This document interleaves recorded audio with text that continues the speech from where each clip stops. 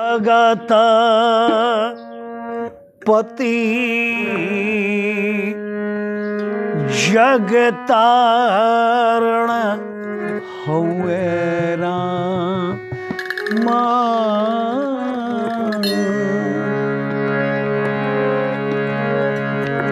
और जन्मे अवध में जगत पति जगतारण हुए राम।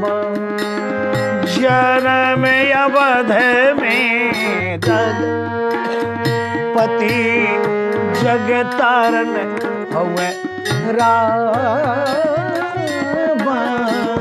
जन्म अवध में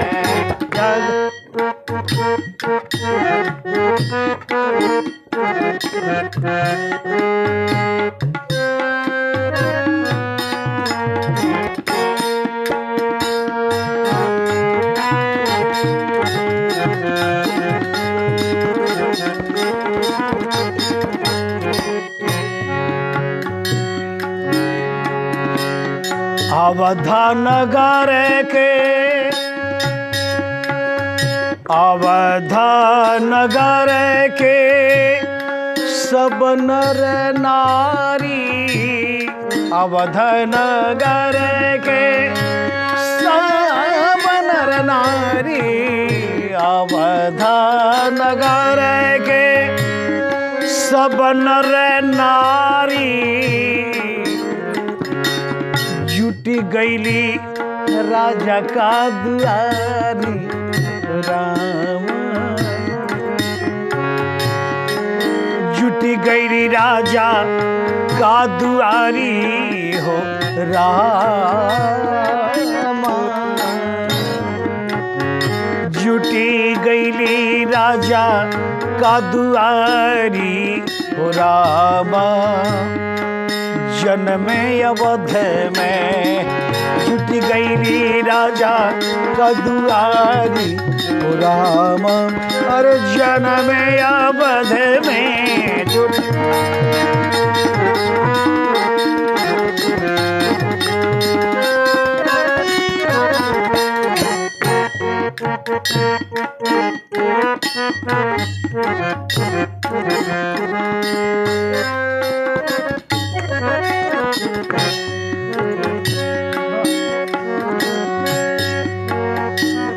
नाचत गावत ढोल बजावत। नाचत गावत ढोल बजावत। आनंद में बियही कुंवारी राम। आनंद में बियही कुंवारी हो राम। और जन्म अवध में तो गावत बियही कुंवारी। आनंद में बियही कुंवारी हो राम। जन्म अवध में अवधपति जगतारण हो राम। जन्म अवध में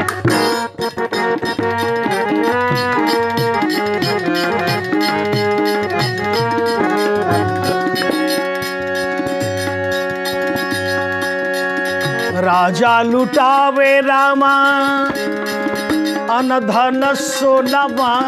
राजा लुटावे राम अनधन सोनवा। राजा लुटावे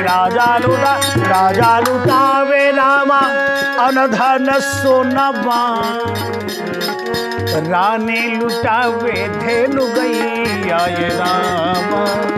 जन्म अवध में रानी लुटावे धेनु गैया हो राम।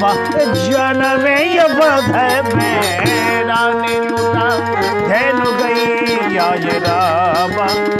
जन्म अवध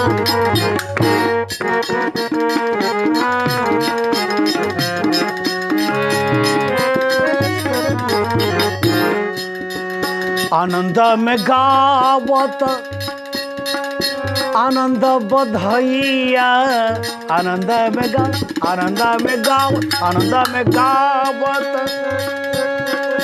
आनंद बधैया, आनंद में गावत आनंद बधैया। अरे शत्रुघ्न का मिलल धेनु गैया ये रामा, शत्रुघ्न का मिलल धेनु गैया ये रामा।